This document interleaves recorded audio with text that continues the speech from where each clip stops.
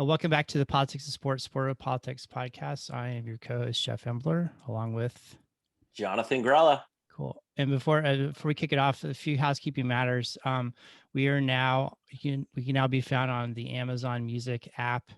Added us there, and then because of our guest listening to a previous interview he did, I discovered we're also on something called the perfectly named podcast app, which I think might aggregate from other places. So we're in 2 new places. Also, Apple Podcasts is changing the subscribe button to say follow, because someone did a study and found that 47% of podcast listeners think that if you hit subscribe, there's a cost involved.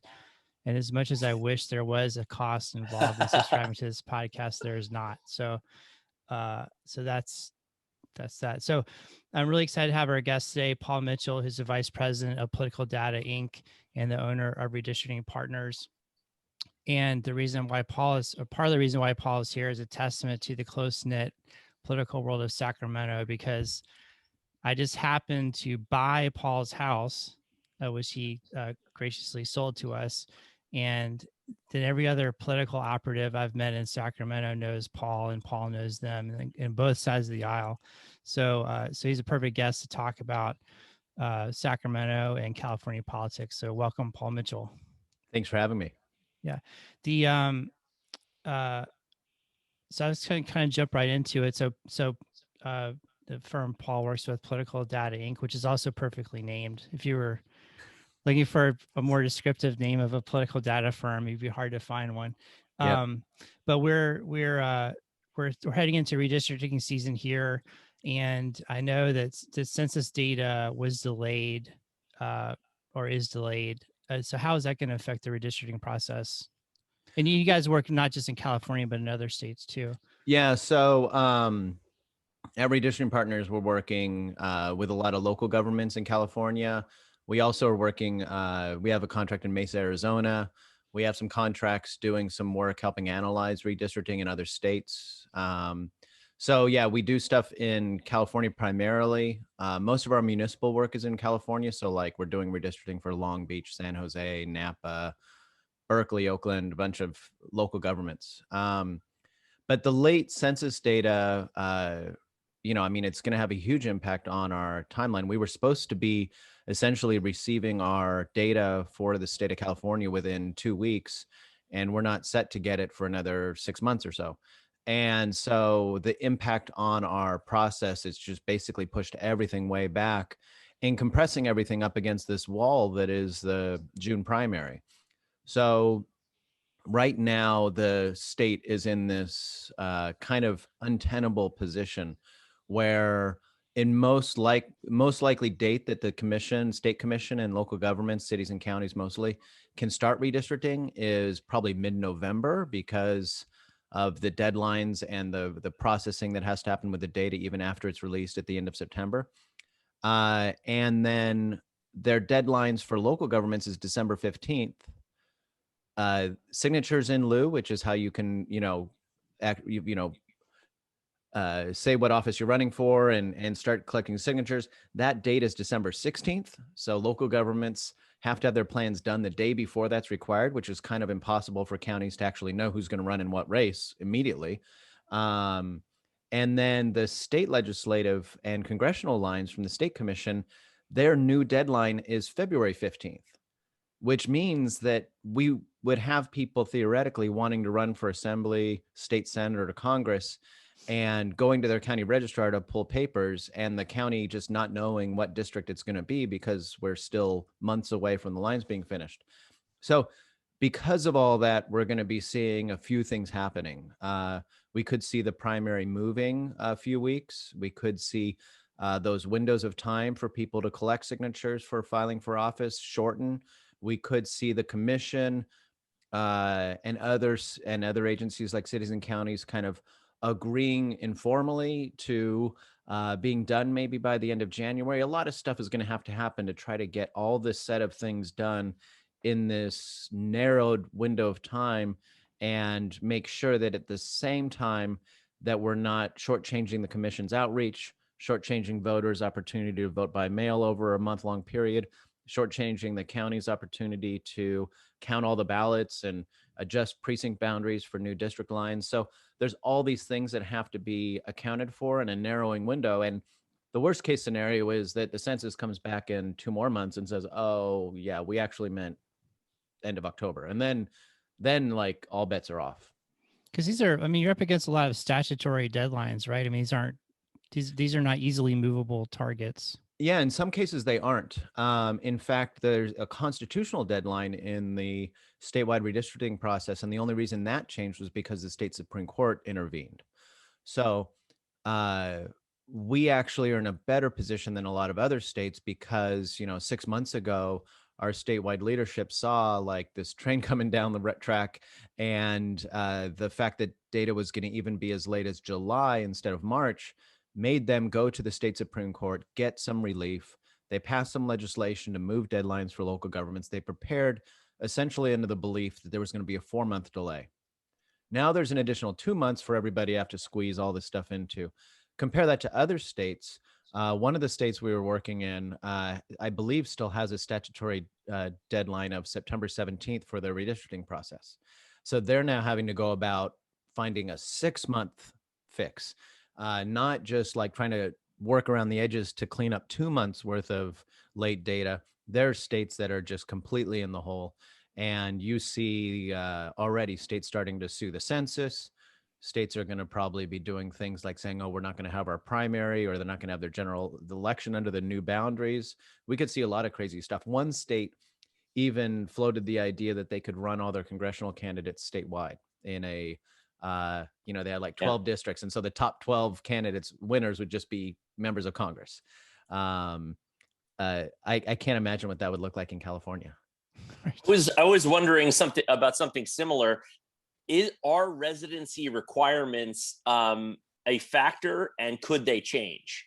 So residency requirements aren't a factor in Congress, but they are in state legislative races. Right. And there has been, I think there was an election cycle in the distant past where in California they allowed people to file for office before they knew the actual boundaries, and so they weren't basically enforcing the residency requirement. Mm-hmm.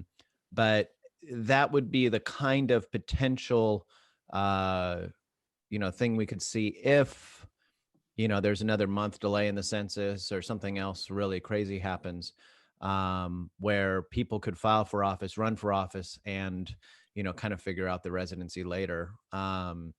But those kind of things aren't really things that I think most people in California are contemplating yet, but I would think that it's something that you might start seeing in other states. California, since we've already bought this 4 months time, we're in a position where we don't have to go looking for these crazy, Hail Mary passes to get back to the sports. But we don't have to go for the Hail Mary passes in California like you might see in other states. And in other states, they might have real political reasons to want to not do redistricting in 22, let's say. They might have kind of more nefarious reasons to want to sue the census or sue to not have a commission do the work anymore. The commission deadline, that's going to pass. So, sorry, I guess the legislature has to do the lines, that kind of stuff. So we're not going to see that kind of shenanigans in California, I don't think. But we could see it in other states. Grell and I were both Republican Hill staffers during a time when there was a lot of, in the 2000s, there was a lot of redistricting warfare in some states where I feel like Texas and Georgia were always, every cycle, it felt like they had a new map because somebody go to court or something. And so some states redistricting goes on for a long time. Yeah, I mean, Texas was crazy. Remember, you had those members of the state legislature hiding in Oklahoma to try to avoid having to have quorum to have to vote on a statewide redistricting. And you see that rings a bell to me. Girl worked for Tom DeLay, so oh wow. So I remember the Daily Show clip where was it Colbert sat down with one of the state reps and was like, show me where Tom DeLay is trying to redistrict you. And I mean, that was the most insane time. And then of course his epic line at the end of his pen and pad, we had him on message, and he got prodded one more time, and he said, I'm the majority leader and I want more seats, which continues to echo in my head to this day for a bunch of reasons. not the least of which is it really seems like the political reality we have now, the purists on both sides, was an unintended consequence of growing growing your share of seats and safer seats, that you ended up where the primary was the main event and the general was sort of an afterthought. Yeah, I mean, that is one unintended consequence of some of this redistricting work is, what's funny is people think about gerrymandering, they think about it kind of as in one context, and that's the partisan context, trying to grow as many Democratic or Republican seats as possible. And then there's the other context, which is incumbent protection. Yep. And both of those can have kind of perverse effects on either the kinds of candidates that can get elected or kind of the attitudinal kind of positions of incumbents and how they really perceive their responsibility to react to things that are happening in their home district. So the redistricting and gerrymandering stuff, I'm of a mind that I really prefer the open, transparent, commission-based redistricting, taking it out of the hands of elected officials and putting it in the hands of a commission. I have to admit that prior to California's redistricting in 2011, I was against having a commission, partly because I kind of came up through the state legislature and I saw how, redistricting was a way to get Republicans to come across the aisle and vote for a state budget, or get Republicans and Democrats to work together on policy stuff within these redistricting years because they had to work together. And also just, I felt like, I wanted to work on redistricting. And when they said, oh, it's going to be a statewide commission, I thought, well, great. It's going to be some black box. It's going to be like, these people are going to act like quasi judges. There's not going to be any public engagement, really. It's just going to be a bunch of people sitting at dais and deciding the lines in this kind of hidden fashion. But what we really found was that the redistricting in this commission-based style was actually really open and transparent, and really something that was able to draw good lines. And I really like the work that the last commission did, and I'm excited to see commissions happening in more states. So how are these political cartographers, so to speak, how are they held accountable by the public? So the commission, they're not held accountable to the public in the same way as an elected official is, obviously. I think that they want to draw lines that, I think that they're concerned about, like, their reputation. I think they're concerned about the reputation of the commission process as a whole. I think they're concerned about making sure that lines they draw are reflective of communities of interest locally and not reflective of where incumbents live or the political outcomes. So I guess accountability for the lines isn't exactly like a high point of the commission process, because accountability for the lines would be more common if, like, a city council is the one actually drawing the lines, and then afterwards somebody doesn't like the lines, they can vote those people out. Right. That lever isn't there, but in a way that lever is replaced with a lay board that is drawing lines in a more ministerial way. Honestly, way it's drawn in more countries. In a lot of countries, the line drawing process, shockingly, is just apolitical. If you're drawing districts in England, it's like a division of civil government that actually draws lines, and nobody ever thinks about, like, trying to manipulate it.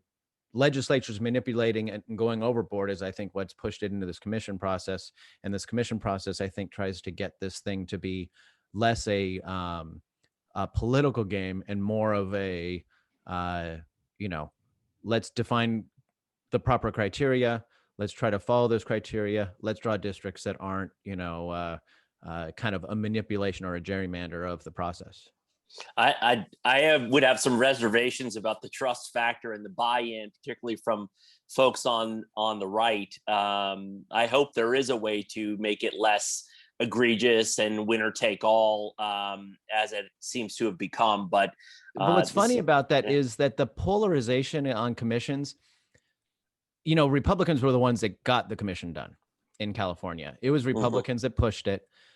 It was Republicans that have pushed redistricting reform for decades until now. And I'll tell you, this is one little secret of redistricting world. In the last 10 years, you've seen Democrats running around the country and a lot of activism around the idea of converting to commissions. And you've seen Republicans almost flip and be like, oh, I guess we're not really into commissions anymore. And it's largely because of what happened in California. One redistricting cycle. And in that one redistricting cycle, California's commission drew lines that actually ended up being good for Democrats, in part because California had been doing incumbent protection for so long that they were kind of allowing more Republican seats to exist than should, because they were giving Republicans district draws that they needed to get votes on the budget. So, so California has a commission. California has a commission process that ultimately ends up benefiting Democrats more than Republicans, just by the nature of their starting point and maybe just luck. The luck part is that the commission was supposed to have 3 drafts. The first draft was not good for Democrats. The second draft was good for Democrats. The third draft, they ran out of time, so they just went with a second draft. And that literal like second draft to third draft process, if they'd gone to a third draft, it would have been better for Republicans. You might not have seen Democrats running around the country saying like, hey, let's do commissions. You might have seen Republicans being like, yeah, we need commissions. Look at what we did here. A lot of this perception about winners and losers from the commission process has evolved from an N equals 1 sample. And, you know, if somebody said like, you know, I got my poll back, boss, here's my poll, and it's a poll and it's of one person's response, you would throw it away. But in this case, since California's was so big, and since it helped drive a lot of perceptions around it, and we're going to see what happens this redistricting cycle, and it might be different. One reason why it might be different significantly was that the last redistricting, remember, was done in 2000, after the 2010 election cycle. It was done in 2011, and it was followed by a presidential. Good for Democrats. This one is being done after the 2020 cycle. It's being done in 21. It's going to be followed by a midterm. Gubernatorial, first term of a change in the presidential, in the control of White House and of Congress. And if 22 is a great year for Republicans, you could see all these commission states flip a bunch of seats to Republicans. You could see Republicans gain seats in the House. And all of a sudden, like, maybe people retool their thinking about, you know, whether it's good for Democrats or Republicans. Well, so I was at the NRCC in 2012, and I was not involved in redistricting, but I remember the vibe there was that Republicans here on the ground were kind of caught flat-footed by the commission process and weren't really prepared for it as much as they felt Democrats were. And in terms of like having candidates for the commission and things like all the whole and really understanding the process. And so I remember after that, there was a lot of talk of, and some people I've talked to here feel like they're more prepared for it this time, or understand how it's going to work better than they did before. Yeah, I mean, there were some quotes from Matt Rexroad where he was, you know, flailing his arms around, telling people like, hey, pay attention to this, pay attention to this. And people were like, oh no, you know, nothing to do there. And yeah, potentially there were some missed opportunities for them. So are we, the priorities for me are obviously trust, which is a big issue these days, trust in outcomes, trust in government institutions and such. And then obviously governance. And is there going to be a shift in philosophy or like a conscious effort to push the general election back to the main event status and not have a race for purity in primaries, and which leads to gridlock, or at least in my estimation it does, that a government that's led by, you know, the squad or the Freedom Caucus are never going to work together, and not much is going to get done. Do you feel like that lesson learned is going to inform the process at all there or anywhere? Well, so first off, I think there's a lot of things that come into play with that beyond redistricting. I mean, obviously, just the polarization of the coasts and the in California, we're such a super majority Democratic that you're going to have way more Dem on Dem races, and you could have way more candidates winning in those primaries. Although we have an open primary system in California, which is supposed to moderate that, but that's a totally different conversation that I could argue about. But there are some states like Arizona that have competitiveness criteria within their redistricting process. That kind of a redistricting system is intended to try to create races, like you say, where the general election is going to be the main event, where you're not going to have seats that are just solely 100% Democratic every time and 100% Republican every time. But the competitiveness criteria is kind of the minority in a lot of these. There's very few that actually do have that kind of criteria, in part because it's hard to, say, enforce or hard to agree upon what competitiveness means, and hard to agree upon how that balances with the other, like, federal required and other criteria that you have in a redistricting process. So, I think in some ways the polarization stuff is outside the scope of just the redistricting process. There's a lot of other things that I think have happened in our political culture that have contributed more than redistricting to that. So something interesting for me as a new Californian, I knew there was going to be a lot of direct democracy via ballots, ballot propositions and initiatives, but there's so many districts here, and like here in City, Sacramento, of course, we have our city council and our county supervisor, but we also have a flood control district we vote on. We elect the members of our municipal utility board. I feel like there's one other that I forgot. I think some places have like mosquito control boards. Mosquito abatement districts. Mosquito abatement district. There's so many special purpose districts in California. So it seemed like it's a huge industry here, redistricting. Like, can you give us a little flavor for how much redistricting has to happen in California? Well, it's crazy. So first off, you're right. There's tons of agencies.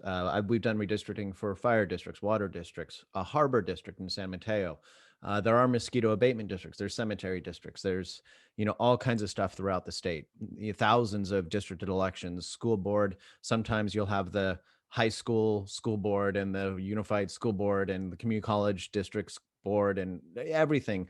And California has gone away from those at-large election systems where you vote for 2 or 3 and towards the systems where you have individual districts. The California Voting Rights Act effectively eliminates at-large elections and favors districted elections anywhere where there's racially polarized voting, which is most places.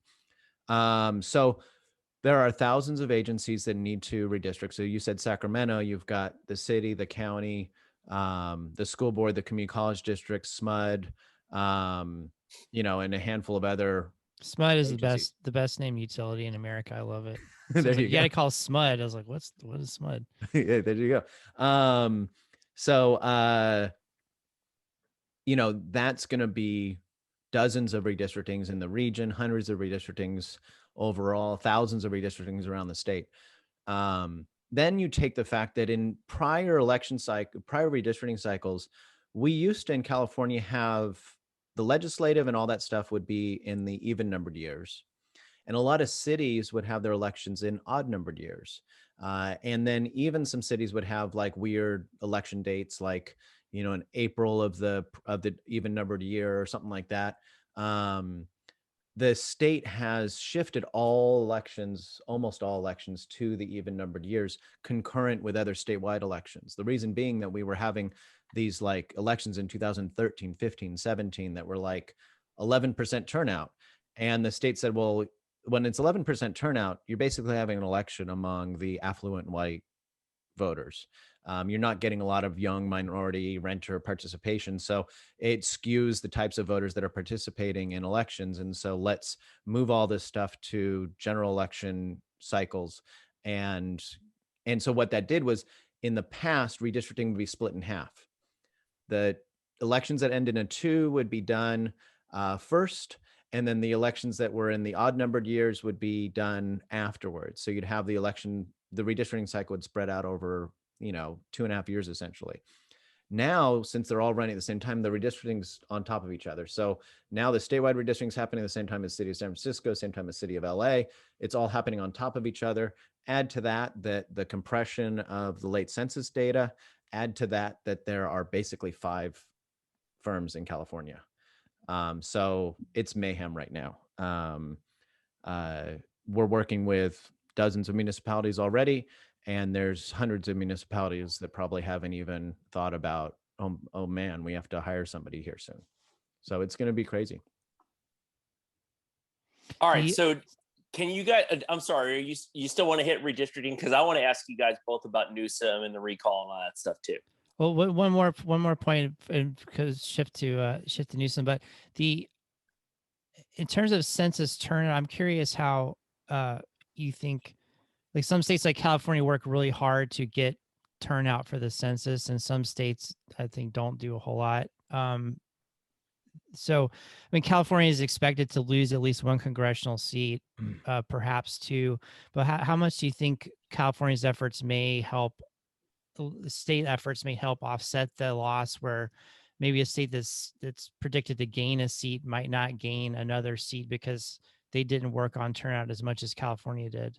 Yeah. So most people, so the census, basically the enumeration, as the counting of people, has essentially 3 parts. They mailed out, do this form by mail, do this form online. So that was the first part, was trying to get people to do immediate self-response. Then after that, they started doing the door-to-door enumeration. That door-to-door enumeration obviously got a late start because of COVID, and was really hard for them to do because a lot of people weren't wanting to answer the door. And then the third phase, which is a much, much, much bigger deal this redistricting cycle than ever before, is where the census does actual calculations, looking at other data sources to try to identify filling in the gaps around the state. There's some intermediate stuff there, like this thing called group quarters, where like universities will say, here's all the kids in the dorms, and prisons will say, here's all the people in the prison. But so that family of different ways in which we do the counting, we know that the first wave was actually really good around the country. Everybody was stuck at home, so it was easy for them to fill out a census, get online. It was like better than anybody, I think, expected. That second wave, the enumeration was problematic, to say the least. The group quarters stuff was probably okay, although we're not sure like what colleges were doing, if it was the same across the country, because in some colleges, all the kids had bailed the dorms, and they were being told just count them there anyway. And then maybe the kids were saying that they were living at home when the person came there and enumerated, and the census has to figure all that out. The last part about backfilling in the holes is, it's going to be a big part of the deal. Now, we know California spent hundreds of millions of dollars to try to help with those first couple phases. Getting people to fill out the census, getting people to do it online, doing advertising, doing email blasts, doing social media, doing all this stuff, and then having people go out door to door and encouraging them to do the census and promoting it throughout the whole enumeration process. One of the reasons politically why California did this was it was an implicit renunciation of Trump. So they were able to say, Trump is a failure. He's going to F up the census. So we need to come and spend all this money to backfill and fix it because Trump is horrible. In a state like Texas, they're like, oh, Trump is great. We can't actually spend money to come and do these kind of programs to backfill the census, because in doing so, we would be implicitly sending a message that the administration it has a shortcoming, that Trump isn't doing everything perfectly. And so we're just not going to put the kind of resources into this aggressive effort to try to improve our count. And that polarization of the 2 states will likely result in Texas getting 1 less congressional seat than they should, and California getting 1 more congressional seat than they should. California should drop to 51 seats, losing 2 seats. I think we'll only lose 1. And Texas is supposed to get like 4, and I think they're going to get 1 less than they're supposed to. But that's all guesses, because I can't peek into the census data yet. So we're just kind of flying by what kind of common wisdom has been around it. And there's a look at that coming in like early April. So yeah, April 30th. April 30th is when we get the statewide enumerations, and we'll know how many seats everybody gets. But California might have basically, bought ourselves a congressional seat, and Texas might have just, let go of a congressional seat because they didn't want to do something that would make Trump unhappy. That's fascinating. So, yeah. So Geoff and I have had this conversation before. Your comment about at-large elections reminded me of it. We talked about we'd love to create an all-star team of politicians who were born in the wrong state or live in the wrong state. And there are some great, we talked about, like, let's say like Cory Gardner, right? You just go, damn, man, like, the Senate needs more guys like him. And even if you don't care for him personally, he might be better than somebody else that remains in the Senate. So why not have the best political talent, have a few at-large congressmen or senators, or at least come up with an all-star team For the whole country. Of the best Pauls who were just unfortunately from the wrong place. So a national congressional race?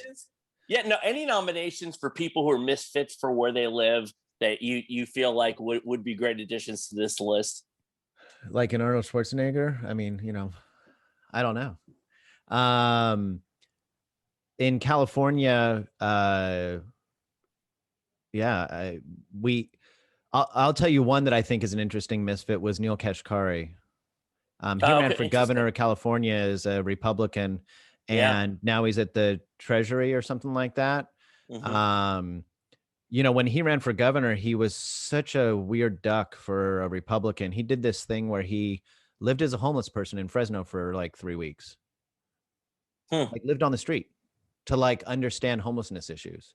And since he was a Republican in California, it was just polarized. I keep saying polarized, but it was real black and white. Democrats voted for the Democrat, Republicans voted for the Republican, Republicans lost. Like that just was like the formula that was Neil Kashkari was walking into as a Republican. Right. But I find him to be like really an interesting, thoughtful guy. And as you watch what he's talked about and done since having run for governor, he's been really interesting. And I wish that he had a better stage. He also taught me how to sous vide steaks. So wow. That's not nothing. That's worth a lot in my book. He's all steak and no sizzle, I guess. Literally no sizzle. Yeah. He's got a lot of sizzle. No, he throws it on the raw coals. That's what he does. He sous vides it and then throws it right on the coals. Look at that. Oh, so you still get a sear. Oh yeah, it's bitchin'. Oh wow. All right. Yeah. I like the bipartisanship here. So we should probably ask our listeners to submit their best nominees for the Island of Misfit Political Toys. But I now want to switch over to California, the redistricting process, and what you all think about Newsom and his future. The future's bright for Newsom. I mean, so obviously we're gonna have a recall, it looks like, right? Yeah. I think it makes sense in some ways that Republicans are looking forward and thinking, my God, like in general elections, we get trounced. Maybe in a special election, we've got a chance, and maybe we've got a better chance given like that we're at a low watermark right now with COVID, the EDD scandal, all this other stuff that people are building up around controversy and all of that. But the challenge for the recall folks is that the election is not being held today. And if the election's held in November and everybody's got their vaccine and kids are back in school and we're all making out with each other in the street, like, and going back. That's why I moved to California. Hey, I've been waiting for this. Yeah, this is what's coming. Sesh? Yeah. Yeah, when you move to Midtown Sacramento, you knew that was part of the deal. There'll be a day where we all just go make out in the streets. But when we were in element or in high school, we learned about the Spanish flu, and then later making out. And making out in high school. We learned about spin the bottle and all that stuff. But we learned about the Spanish flu, and then we learned about the Roaring '20s, and nobody really connected the dots and said like, hey, potentially part of the Roaring '20s was coming out of this years-long, suffering that the country was going through. And I feel like we're going to kind of head into this euphoric period of as a country. I'm hoping we do in this fall head into this euphoric period where we're getting to reconnect with our families, getting to go back to restaurants that are opening, getting to do the things we wanted to do. And maybe by just by circumstances, elected officials who are in office now are going to kind of ride that wave of euphoria and be able to come into the 22 election cycle in very different circumstances than if those elections were being held today. And I think Gavin will benefit from that. The other thing that the recall folks maybe weren't counting on was the fact that this recall is going to be done with every voter in the state being mailed a ballot. That's the election system we're still under because of the COVID stuff. So you're going to have 22 million voters all receiving ballots in a state that Biden won by 30 points, much greater than the margin that Gore won into the state in 2000. So going into 2003, 2003 when Schwarzenegger won was kind of a unicorn election where you had this huge celebrity that coalesced the Republican vote. You had a wayward lieutenant governor who jumped in the race to give Democrats the permission structure to vote for the recall, and because they had a Democrat they could vote for as an option. And you had what, 6 million fewer voters even registered. A high turnout election in November, post-COVID, booming economy. Good night. Right. So, yeah, it's interesting. Like everything has to go right for the recall supporter, like in terms of timing. Because, I mean, I think the earliest it could possibly be is in August. So right around the time kids would be going back to school. But really, it's going to, everyone I've talked to said that the sort of November timeline is what seems really possible. So, especially with with Biden's immunization schedule, I mean, you're talking about people be vaccinated. My kids' schools are already reopening soon in a few weeks here. So by then it would be so much more open. And so that really takes a lot of the wind out of the sails. And I was curious, like, I mean, to me, Newsom could almost come out stronger. It's like kind of like, it's like having a snap election in the UK, right? Where and you come out on the other side, like it's like a vote of confidence type deal. So to be real, I mean, the other thing about a recall, most people don't realize this. There's no campaign finance limits in a recall. So this is the thing that blew my mind. So like for Newsom, it will be a recall committee, a no. So it's like an IE, right? So he has no fundraising limits. It's not a candidate committee. Yeah, so he could have ads on national television if he wants to. Like he could run $1 billion campaign if he wants to.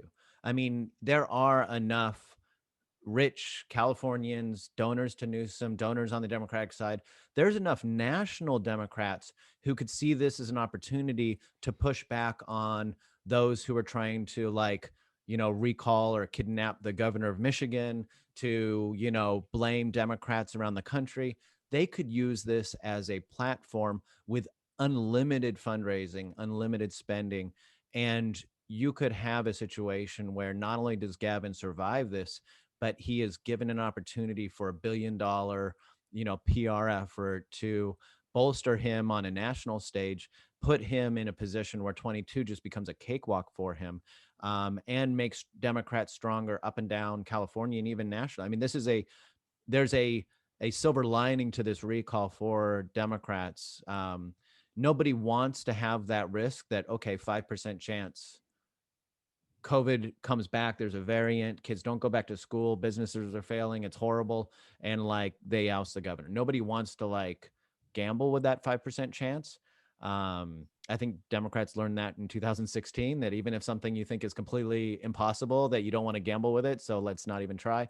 But if it does happen, there's a very good likelihood that you're going to see the most money spent in a California election, and all to the benefit of Newsom and Democrats, and that this will end up being something that kind of blows up in the faces of folks who on the Republican side were advocating for it. It doesn't So- seem like there's a there. As of today, I mean, of course, things can always go crazy once it's officially certified, but there doesn't seem like there's going to be a Cruz Bustamante this time. Unfortunately.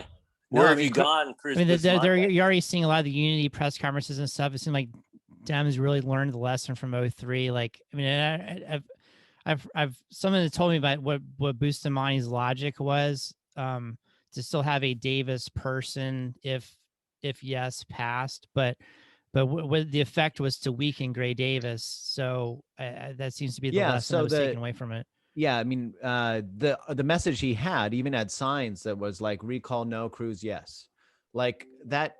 It kind of defied some of the logic because it made it less of a binary choice and more of like a fluid choice. Like, and it, like I said earlier, it gave Democrats and some independents this permission structure where they're like, okay, I can now rationalize voting for the recall because I know that I can vote for this person who can be the next governor. Yeah. If like people might say, okay, I did a poll and 46% of people want to recall the governor. Great. Now do a poll and say, okay, do you want to recall the governor? And your choices are, here's a list of 500 Republicans running for recall and not one Democrat you can name, nobody being supported by Democrats. Now, are you for the recall? A lot more Democrats are going to be like, I guess I'm not for the recall now because there's Right. nobody to replace it. You know, Right. it's kind of like if you said to your wife or family, like, "Hey, let's go get Mexican food tonight," and they're like, "Oh, we had Mexican food for lunch. I don't want Mexican food," and so then you don't go get Mexican food. But if you say, "Oh, there's the only restaurant open is Mexican food," people are like, okay, I guess I'm getting Mexican food. Right. Like if you limit their choices by not having an alternative on the ballot as a Democrat, you're going to put Democrats in a position where they're just going to vote no on the recall for sure because there's no other alternative for them. So So when I was at the NRCC, we had a special election in Pennsylvania in 2010, and the special was at the same time as the primary. And there's all this polling on the special, but the polling never asked how are you going to vote in the primary, and then how are you going to vote in the special. So and it was a historically Dem district, and so people voted in the Dem primary, and then they weren't going to cross over in the special. They were just going to stay. So the historical party ID just carried through to the special. And it was like, what happened with the polling? Well, the question wasn't asked, that filter, Totally. so we had bad data. Yeah. So, all right. So, Paul, to-dos coming off of this or action items is Paul's going to copyright the Roaring 2020s. I mean, I feel like somebody's going to make a buck off of this. Why not be you? We're all going to be mugging out in the street like it's 19. We're going to be French kissing flappers at the French Laundry with Gavin Newsom, and it's going to be amazing for all of us. Who's in? Who's coming with me? I'm down. And do they have sous vide steak there at the French Laundry? I'm sure they do. I've actually had that. Yes. All right. I'm hopping out there. They've got great restaurants in Sacramento that we can go to. The kitchen is awesome. Mulvaney's right down the street from Jeff's new house is awesome. So there's plenty of places for us to go party as soon as we're all vaccinated. And as soon as that alert goes out that one day in the coming months, maybe there will be a news alert that goes out that there are no active COVID cases in California, and it's Makeout fucking city. Sorry if I can't say that. Hell yeah. But it's Makeout City at Golden One Center. Brought to you by Banaka. I can't wait. This is going to be amazing for me. And I might need to take my wife for Mexican tonight to apologize in advance for all the mugging I'm going to be doing in the streets of Sacktown. So this is going to be excellent for all of us. Absolutely. So, Paul, if I may, I heard, changing topics a little bit, but I heard you mention this anecdote on another podcast, but I wanted to bring it over here. You talked about the early days of Political Data Inc. and that the company used servers, I think, where they were on like a Hollywood lot, Yeah. like one of the studios. Like they had a big like Cray Yeah. supercomputer or something like that, We and then some of rented. the staff got to play basketball with George Clooney. Yeah. I mean, there used to be a thing was, so 30 years ago when PDI started, it's a very California story, but the kind of computing power you needed to create a statewide voter file, to create queries, to actually produce the mailing lists and walk sheets and phone lists, you only had that on like huge Cray servers, and the only places you could get those were from like big industries. And one nearby in Burbank was Warner Brothers, and they had these trailers out on the back lot that they would be working all day to like do film production, and then at night you could rent them. And so like from midnight to 6 a.m. they'd be like running lists on servers and like kicking it like outside the trailer. And so yeah, it would be like there's stories from some of the old time staff about having celebrities roll up or like hanging out with celebrities just like at the catering truck or whatever. Craft services Very, table. yeah, very California experiences. And that's, I grew up in LA. And so, I've got a bajillion stories about just random celebrity things, just like my daughter who grows up in Sacramento. It's like not weird for her to be like, oh, there's the governor or the mayor or the legislator or the member of Congress. Like she grows up in this political world. And I grew up in like that LA world, and California's like premier data company was basically born out of, the trailer next to the basketball court on the Warner Brothers lot. So Very California PDI story. made some news recently about breaking off with, or not working with Republicans anymore. Can you explain a little bit about about your Yeah, thought I mean, process that strategically? Yeah. So California's data company, PDI, has been bipartisan for 30 years. In fact, it was born out of, different campaign staffers who used to run into each other, like at Burbank Airport, as they're flying around the state, loading on voter files one at a time on people's computers, because that's the way it used to work, basically pre-internet. Then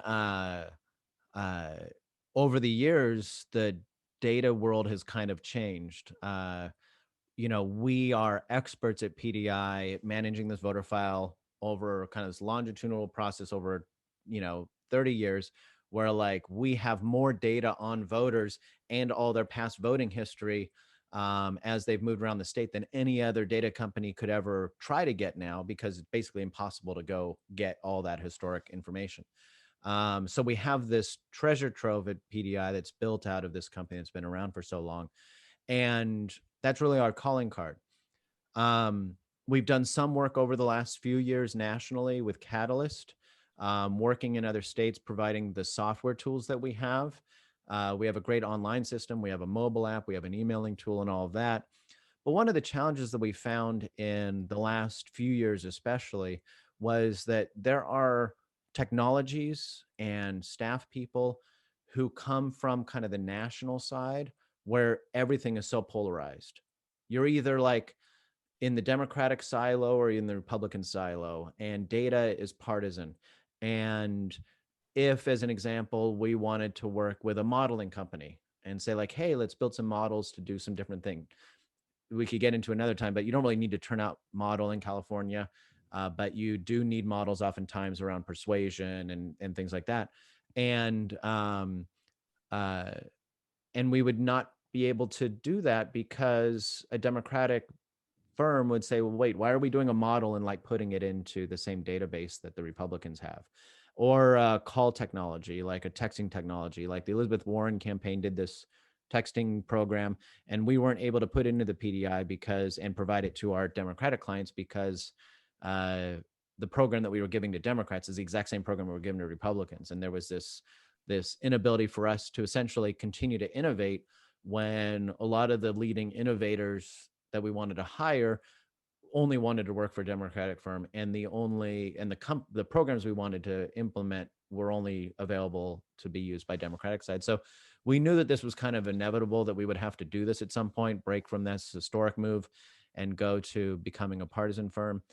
And this seemed like the right time, given that we're between election cycles, given that we wanted to bring in this program called Outreach Circle and work on building more technology and tools into the program. And so as we became more of a data plus technology and tools than just a pure data company, it became the thing that made sense. And so we kind of put all our stuff together and prepared. And one day we sent an email to some folks, made a call to some of our older clients, and told them that we were going to be letting go of the Republican side of the business and focusing just on Democratic progressive campaigns.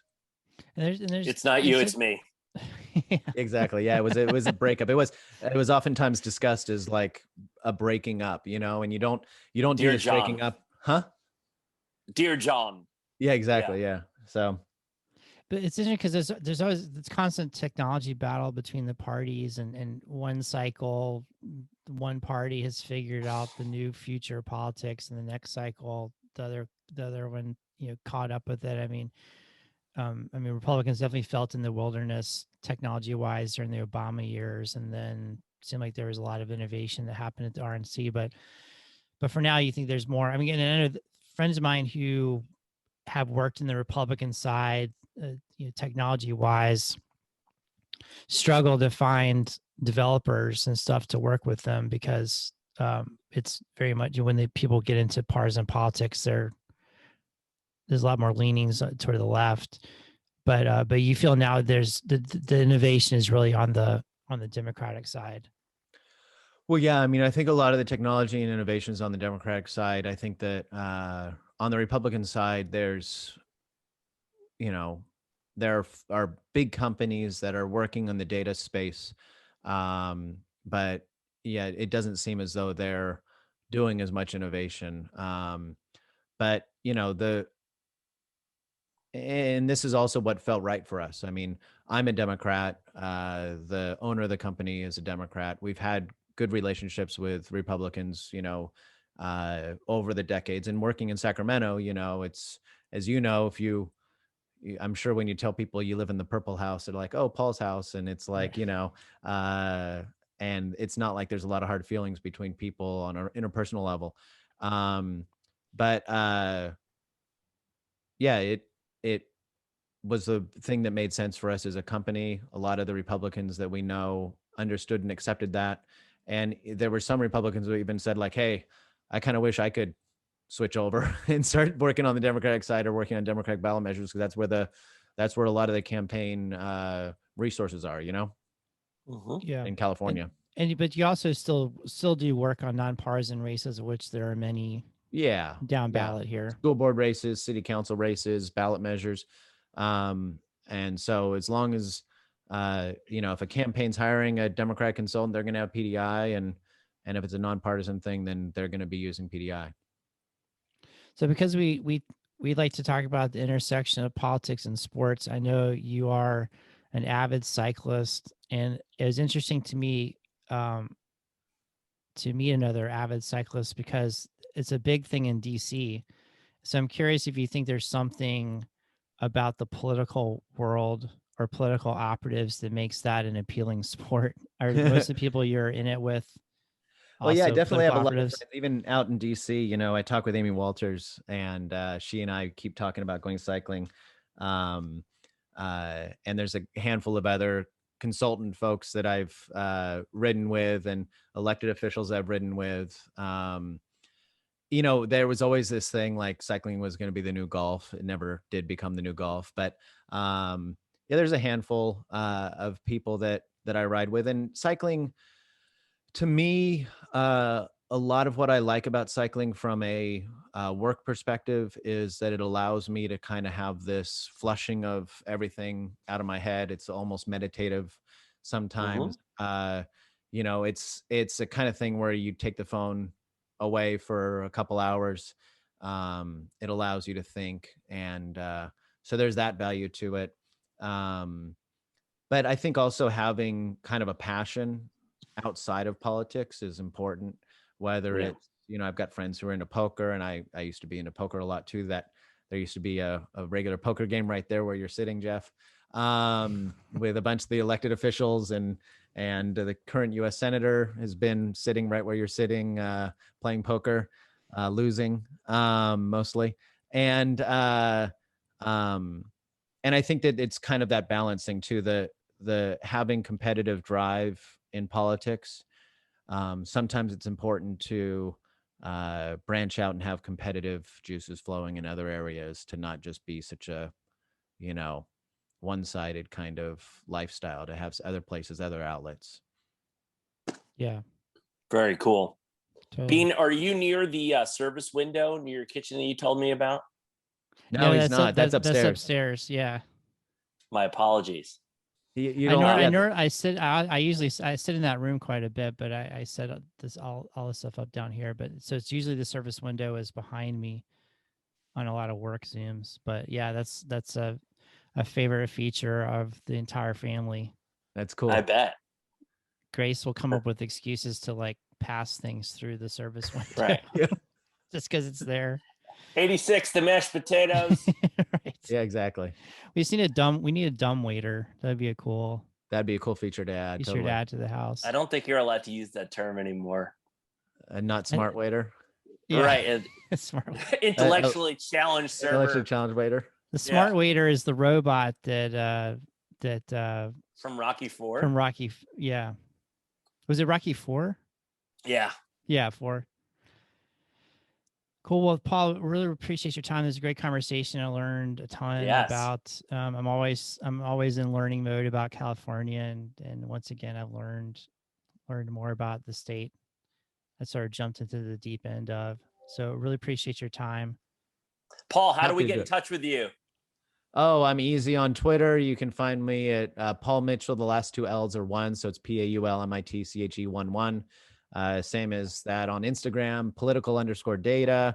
Redistricting Partners Twitter accounts is called You Draw the Lines. The commission's name was We Draw the Lines, so we just got cheeky and made ours You Draw the Lines.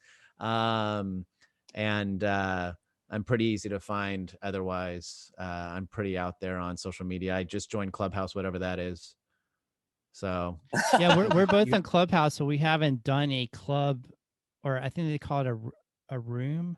Yeah, Politico reporter asked me to join their Clubhouse yesterday, and I kind of just didn't sign up for it in time, and so I signed up for it last night. So we'll see if I do one of those. But it seems like it's just like a group call. Yeah, it's kind of like a party line. But it also reminds me of talk radio. Maybe, yeah. So I don't know. We'll see. I feel like I need another social media, like I need another hole in my head. But right, if you can't make out on it, then what's the point?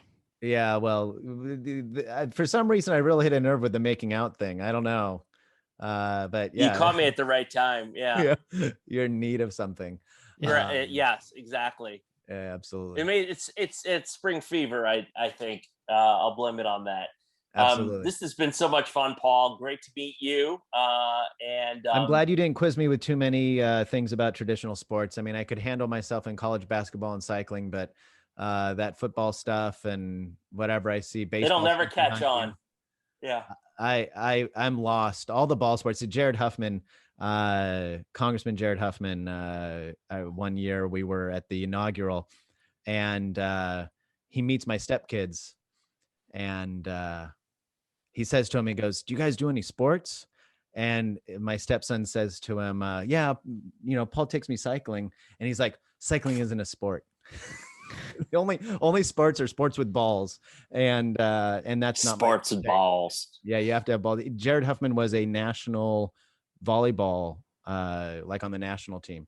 He's a congressman from the Marin area, and so yeah, if you guys had started drilling me on like who won the Super Bowl, I really don't know.